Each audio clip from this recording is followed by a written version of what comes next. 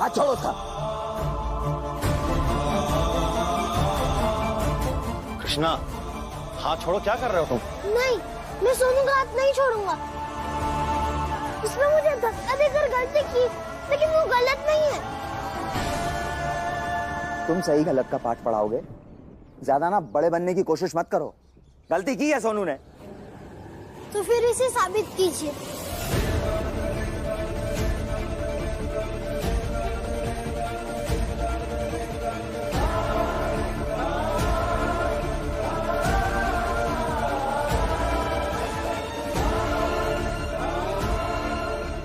मेरी माँ कहती थी कि अगर सही गलत का फैसला करना मुश्किल हो जाए तो उसे साबित करना चाहिए।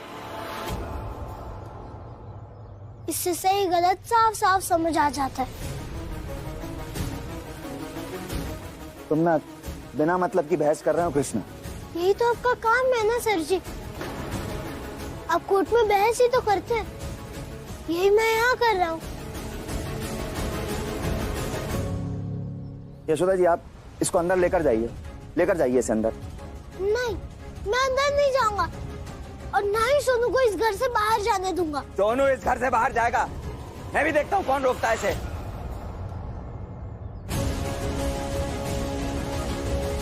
आप इसे साबित कर दीजिए कि यह गलत है, तो मैं खुद ब खुद इसका हाथ छोड़ दूंगा।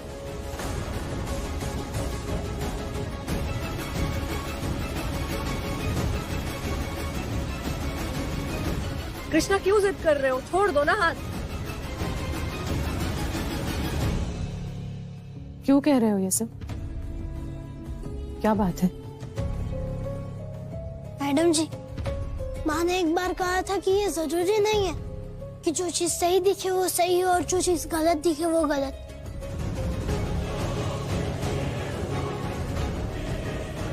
इसके पीछे का सच कुछ और भी हो सकता है। ये बात ही तो आपको कहने की कोशिश कर रहा हूँ। अरे क्या बेकार में तमाशा लगा रखा है सुबह सुबह? तुम लोग क्यों बेकार में बहस कर रहे हो? दादू, तू कोर्ट बनाकर बहस करवा दे पापा और कृष्णा की। अच्छी बात है। अरे ये बच्चों का खेल नहीं है जो यहाँ पे अदालत लगवा दे। बाबूजी, आप एक बात बताओ, जब हमारे सोनू ने कोई जुल्म किया ही नहीं है तो फिर ये सजा काहे के लिए भुगते हैं? हम तो कह रहे हैं कि आज इस घर में अदालत बन जाने दो कोर्ट।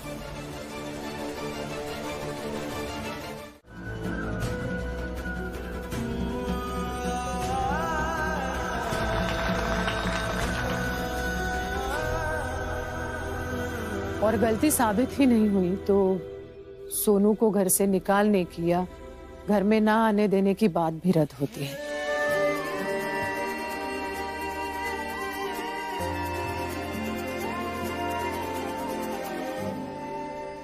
बच्चे बचपन में गलतियां करते हैं और हम बड़ों का फर्ज है कि उन्हें उन गलतियों के लिए समझाएं, ना कि ऐसा कठोर कदम उठाए कि उम्र भर के लिए उन्हें घाव दे दे। और कृष्णा, अशोक जी जो कह रहे हैं ना, वो बिल्कुल सही है। अपने पिता का पक्ष सुने बिना तुम उन्हें सजा कैसे दे सकते हो? बिल्कुल नहीं दे सकते। और इसीलिए जब अपने पिता से मिलना, गुस्से में आकर उन्हें धक्का मत देना कृष्णा, बल्कि उनके सामने खड़े रहना और उनकी आंखों में आंखें डालकर उनसे सब पूछ लेना। अपनी माँ की एक एक तकलीफ उन्हें बताना, आज तक झेला हुआ हर दर्द उन्हें सुनाना, और फिर छोड़ देना उस आदमी को उसके हाल पे। अपने लिए अपनी सजा चुने वो, क्योंकि दुनिया की कोई भी अदालत तुम्हारे पिता को सजा दे ही नहीं सकती। इतना बड़ा गुनाह है उनका। किसी का विश्वास तोड़ा है, किसी के दिल से खेला है, और इस दुनिया की कोई भी अदालत ऐसी नहीं जहां की कानून की किताब में किसी का दिल तोड़ने, विश्वास तोड़ने की सजा लिखी गई हो।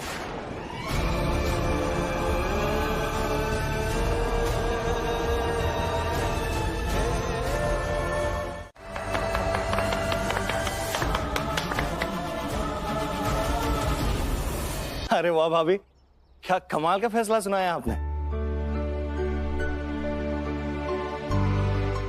भाभी आपको तो जज होना चाहिए था।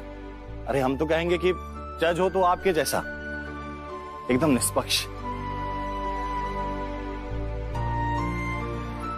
ऐसी सूझबूझ वाली, हमेशा अपने सिद्धांतों पर चलने वाली और एक मर्यादा में बंधी हुई औरत। भाभी हमने जीवन में अपने कभी नहीं देखी ऐसे औरत। भैया बहुत लकी हैं आप जो आपको भाभी जैसी वाइफ मिली। हो गया?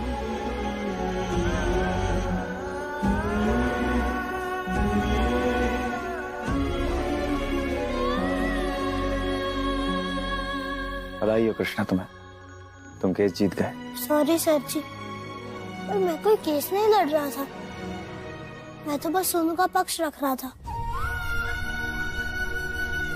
हम वकीलों का तरीका होता है कृष्णा, हारने वाला जीतने वाले को बधाई देता है।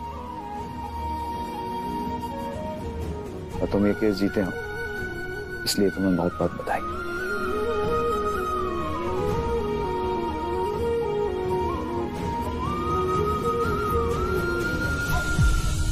अम्मा, बाबूजी, माफ कर दीजिए ना जीजी को। अच्छा नहीं लग रहा, घर की बेटी ऐसे सबके सामने हाथ जोड़े हुए खड़ी है। प्लीज।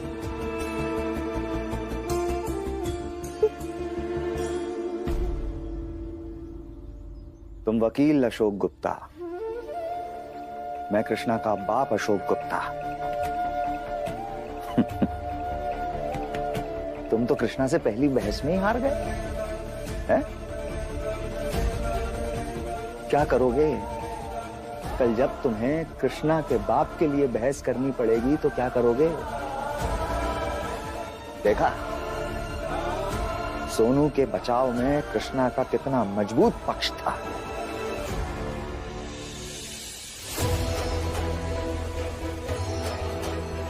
कल जब कृष्णा अपनी मां के बचाव के लिए सवाल जवाब करेगा, तब तुम्हारे पास मेरे बचाव के लिए कोई तर्क, कोई दलील होगी? होगी क्या वकील साहब? अरे बताओ। अम्मा, हम जानते हैं हमारी आज की हरकत से ना तुम्हारा दिल टूटा है, तुम्हारा भरोसा टूटा है। माफ कर दो ना अम्मा। हम ना भगवान कसम खा के कहते हैं, आगे से कभी ऐसा नहीं होगा। आगे से पूरी कोशिश करेंगे कि तुम्हारा भरोसा ना टूटे। माफ कर दो ना अम्मा। अच्छा,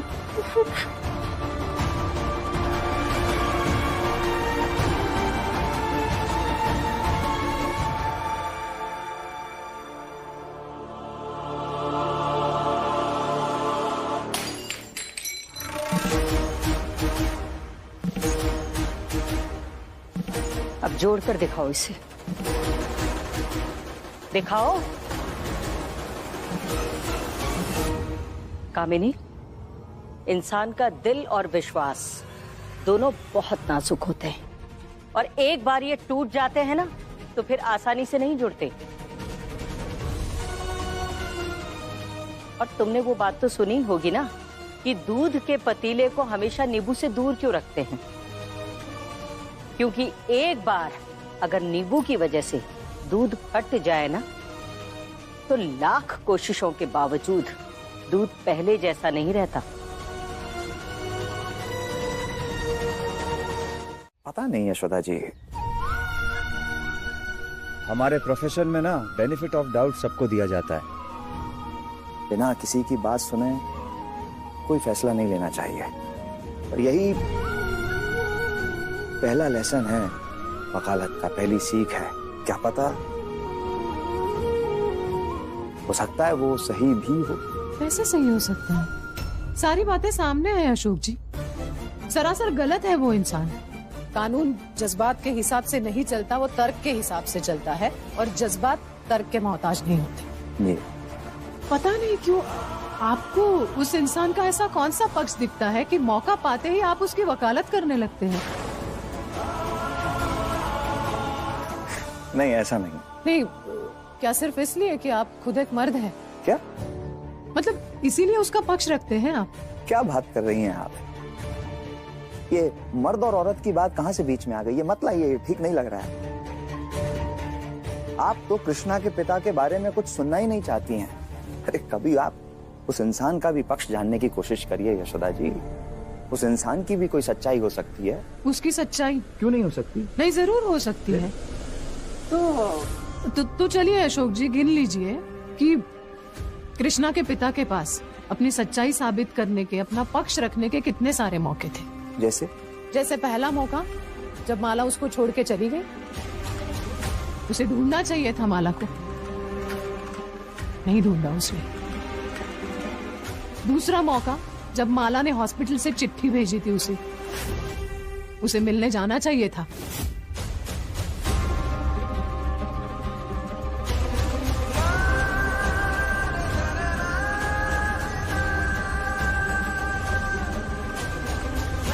हमारी लड़की ने तो बस हमारी बहू के पैसे चुराए थे।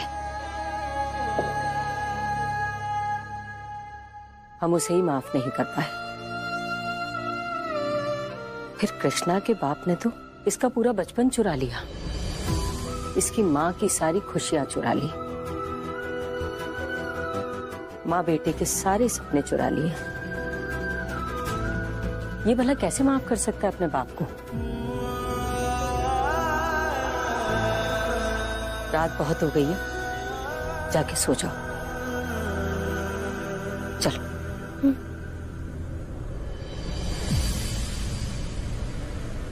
अम्मा,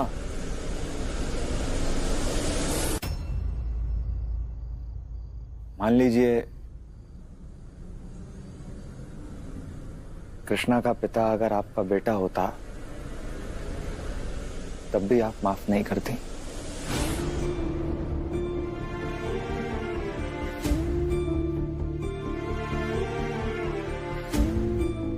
पता नहीं, पर हमें तसल्ली है इस बात की कि हमारा बेटा आस्था नूपुर का बाप है, कृष्णा का नहीं।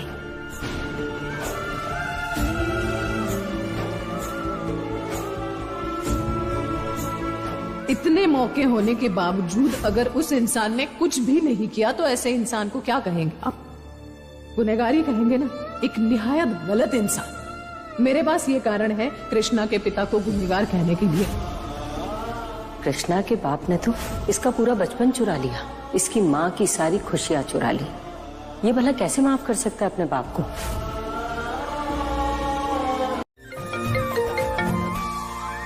जी यशोदा जी। कहाँ चले गए आप? घर में सब ढूंढ रहे हैं आपको। अरे मैं वो कृष्णा को कपड़े और जूते दिलाने ले आया था शाम की पार्टी के लिए। उसके पास है नहीं ना, और मुझे उसका साइज पता नहीं था। आप ना ये बात घर वालों को मत बताइएगा, खामखा बिना बात के बवाल हो जाएगा। मम्मी पापा कहाँ है? हाँ अशोक जी, अच्छा किया आपने जो घर का सामान लेने कृष्णा को साथ में लेके चले गए। अच्छा सुनिए, आते समय डेयरी से पनीर, मावा और दूध लेके आइए, और जल्दी आइए ना, सब लोग चाय पे इंतजार कर रहे हैं। आपके लिए खुद को भी ले आऊं? Love you. हाँ हाँ ठीक है, ठीक है।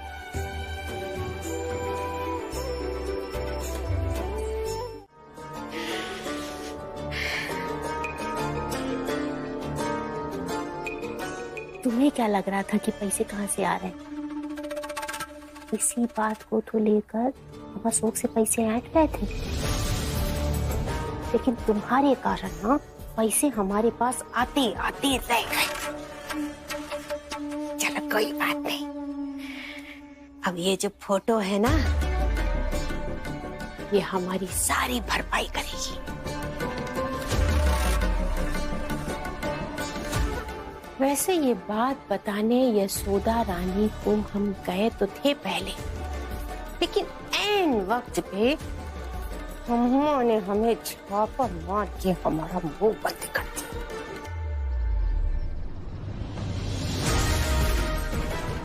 लेकिन पता है, आ रहे रास्ते में ही है, अभी 5 मिनट पहले बात हुई थी। भैया थैंक यू, इतना सब कुछ कर रहे हैं एनिवर्सरी पार्टी के लिए, हम तो इस साल मनाना भी नहीं चाहते थे। Thank you. भाभी ये थैंक यू क्या होता है? अब हम अपने भैया भाभी के लिए इतना भी नहीं करेंगे, गलत बात है। हाँ कर सकते हैं। भाभी भाभी भाभी वो भाभी बात कहनी थी। कहिए क्या बात? कल जो हुआ उसके बाद चिच्ची को लेके आपके मन में थोड़ी खटास होगी या थोड़ा दुख होगा, भाभी वो जायज है, लेकिन हमें ऐसा लगता है आज की पार्टी में ना उन्हें यहाँ होना चाहिए था। उनके बिना परिवार अधूरा सा लगेगा। हाँ बिल्कुल है। बाकी सबको इनविटेशन चला गया, कैसे लगेगा उन्हें? और माँ बाबूजी ने साफ साफ मना किया उन्हें घर में बुलाने से। ये तो गलत है। गलत है ना भाभी? हाँ, लेकिन एक कोई है जो उनसे इस बारे में बात कर सकता है। भाभी आप मना सकते हैं। भाभी प्लीज आप माँ बाबूजी से बात कीजिए, मैं पता है वो आपकी बात नहीं टालेंगे, भाभी मान जाएंगे। Please please please please please. हाँ ठीक है। हाँ लेकिन तुम्हारा बाप भी एक इंसान है, उसे इंसान की तरह क्यों नहीं समझना चाहते हो? हैं? लाख बुरा होगा लेकिन वो तुम्हारा बाप है। और तुम भी ना अपनी मैडम जी की भाषा बोलने लगे हो। तुम्हारी मैडम जी भी यही कहती हैं कि तुम्हारा बाप रत्ती भर अच्छा इंसान नहीं था, और तुम भी यही कहते हो कि तुम्हारा बाप रत्ती भर अच्छा इंसान नहीं हो सकता। जिस इंसान को जानते नहीं हो उसके बारे में तुम ऐसे इल्जाम कैसे लगा सकते हो? तुम और तुम्हारी मैडम जी की भाषा एक हो गई है। क्योंकि मेरे अलावा मैडम जी ने ही मेरी माँ को दर्द से तड़प कर मरते देखा है, जिसे न ही आपने देखा है और न ही मेरे बाप ने देखा है। अगर किसी मरती हुई औरत को एक बेटा और एक दूसरी औरत देखे तो उन दोनों की भाषा एक ही हो जाएगी ना, क्योंकि वो दुख की भाषा है जिसे ना ही आप समझ पाएंगे और ना ही मेरा बाप समझ पाएगा। जलेबी तो खा लो। मुझे नहीं खानी है सर जी। यहाँ मेरे पिता के बारे में इतनी बातें हुई हैं कि मीठी जलेबियों का स्वाद भी कड़वा हो गया होगा।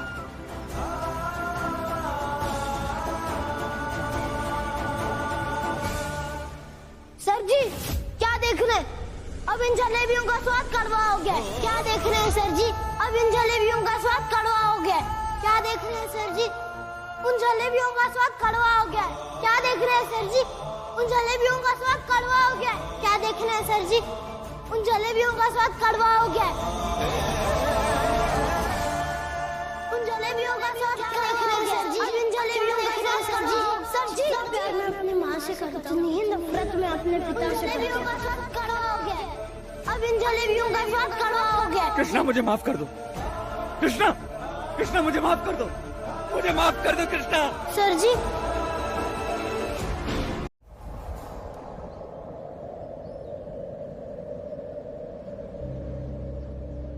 मैं अपनी सजा खुद चुनूंगा, उतनी ही बड़ी सजा चुनूंगा जितना बड़ा अपराध है। क्योंकि अगर मैंने अपराध का प्रायश्चित नहीं किया तो ना तो मेरे पाप धुलेंगे और ना ही मुझे सुकून मिलेगा।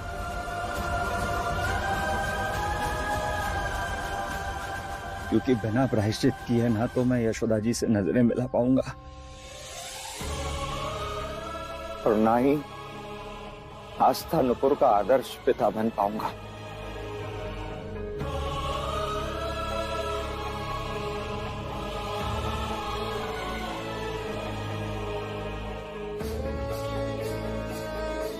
आज जो सवाल कृष्णा के मन में अपने पिता के लिए हैं, कल ऐसे कई हजार सवाल आस्था और नुपुर के मन में होंगे। तब क्या करूंगा मैं? क्या करूंगा मैं?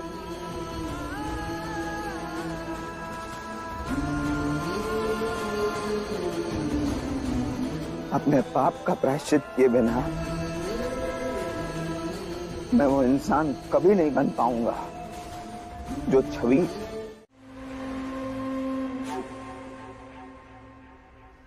तो फिर ठीक है, काल मत कट करना, जाओ जाके वहाँ देखो।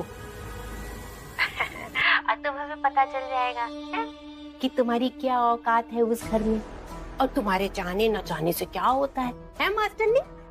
देखो जाके। ठीक है, देखते हैं।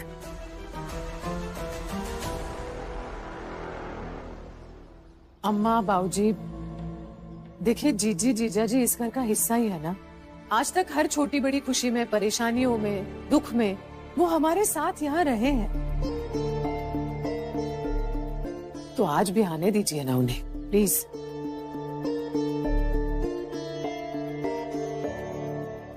अम्मा प्लीज। यशोदा, ये कभी हो ही नहीं सकता।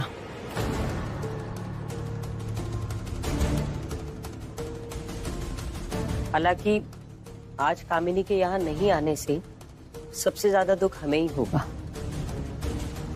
लेकिन बावजूद इसके हम अपना फैसला नहीं बदलेंगे।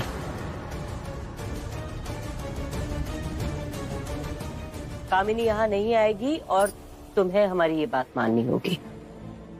मालती ने सही कहा बहू, ये पार्टी कामिनी के बगैर ही होगी। सुन रही है ना जी? अम्मा आप एक बात तो मानती है ना, जिज्जी ने जो कुछ भी किया मेरे साथ किया। मैंने माफ कर दिया है जिज्जी को।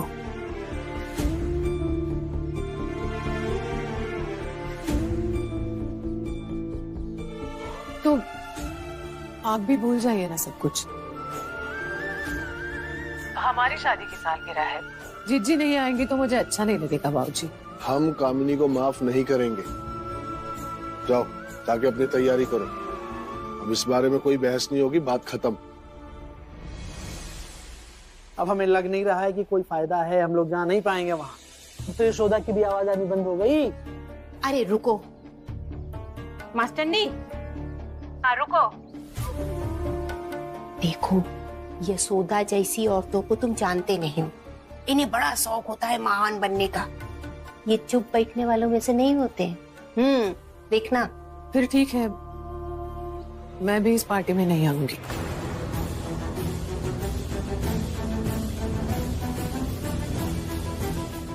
फिर हम किसी को मुंह दिखाने के लायक नहीं रहेंगे। कितनी बदतमीज है ये महुआ, तुमको चोर चोर बोल रही है। महुआ, हम दोनों कोई फैसले नहीं ले रहे हैं घर के, हम रिक्वेस्ट कर रहे हैं अम्मा बाबूजी से। और रही बात बड़े होने की, तो हम दोनों भी तुमसे उम्र में बड़े हैं, इस तरह बात नहीं करनी चाहिए तुम्हें हमसे। भाभी सही तो कह रही हैं, और भैया भाभी के इस फैसले में हम भी भैया भाभी के साथ हैं। और हमको भी लगता है कि घर की खुशी में चिच्ची को शामिल होना चाहिए। मनमुटाव किस परिवार में नहीं होता है अम्मा बाबूजी, लेकिन रिश्ते सुधारने के अवसर चूकने नहीं चाहिए ना, वरना मनमुटाव दरार बन जाते हैं। और मैं नहीं चाहती रिश्तों में दरार आ जाए। इसीलिए मैं जा रही हूँ जीजी और जीजाजी को इनवाइट करने।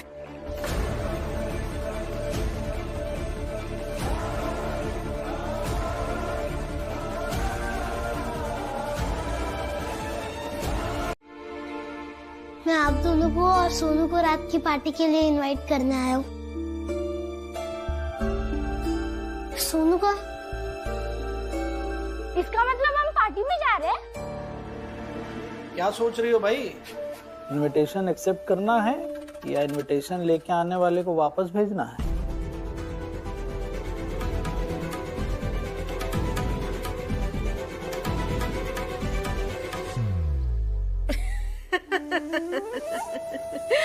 ऐसे कैसे बताओ?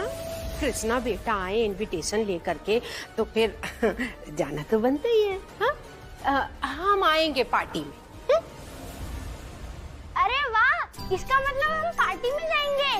ये मैं तैयार होके आता हूँ। पार्टी में आएंगे तभी तो महुआ तुम्हारी और घर वालों की बातों का जवाब दे पाएंगे। बहुत कह रही थी ना कि आज की पार्टी के बाद हम मुंह दिखाने लायक नहीं बचेंगे। मुंह दिखाने लायक तो अब उस घर के लोग नहीं बचेंगे। आज की पार्टी में तुम सबको हम ऐसा नाच नचाएंगे कि दुनिया देखेगी। भाई अगर तुम हमको हमारे 1 लाख रुपए दे देते तो आज ये दिन ना देखना पड़ता किसी को। लेकिन सांप के मुंह में हाथ डाला है तो जहर तो उतरेगा ही ना। मेम साहब अब मैं जाऊं? हाँ? अरे कृष्णा बेटा ऐसे कैसे? तुम तो इनविटेशन लेके आए हो तो तुम्हारा मुंह तो मीठा कराना बनता ही है। क्यों? हाँ? एक काम करो ना, इसको शक्कर रखिए, शक्कर खिलाओ। हाँ हाँ हाँ।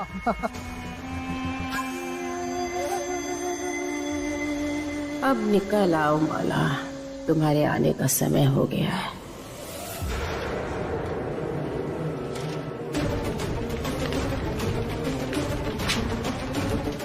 इनकी जो शादी की सालगिरह है ना, उसमें सब लोगों के लिए एक सरप्राइज बनाते हैं हम लोग, है? हाँ, लेकिन प्रॉमिस करो तुम यशोदा मैडम और सर जी को इस बारे में बिल्कुल मत बताना, नहीं तो फिर उनका सरप्राइज बेकार हो जाएगा ना। पक्का? ठीक है, मैं ये बात किसी को भी नहीं बताऊंगा। पर मुझे ये जानकर बहुत खुशी हुई है, बहुत खुशी। हमें भी बहुत खुशी हुई है।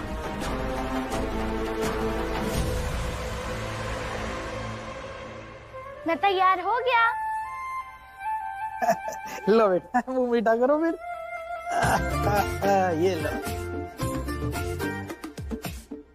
बस सोनू बेटा, तुम एक काम करो, कृष्णा भैया के साथ जाओ।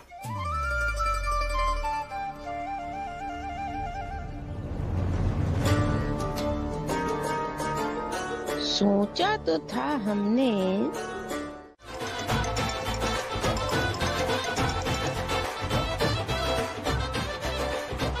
हाँ गायत्री,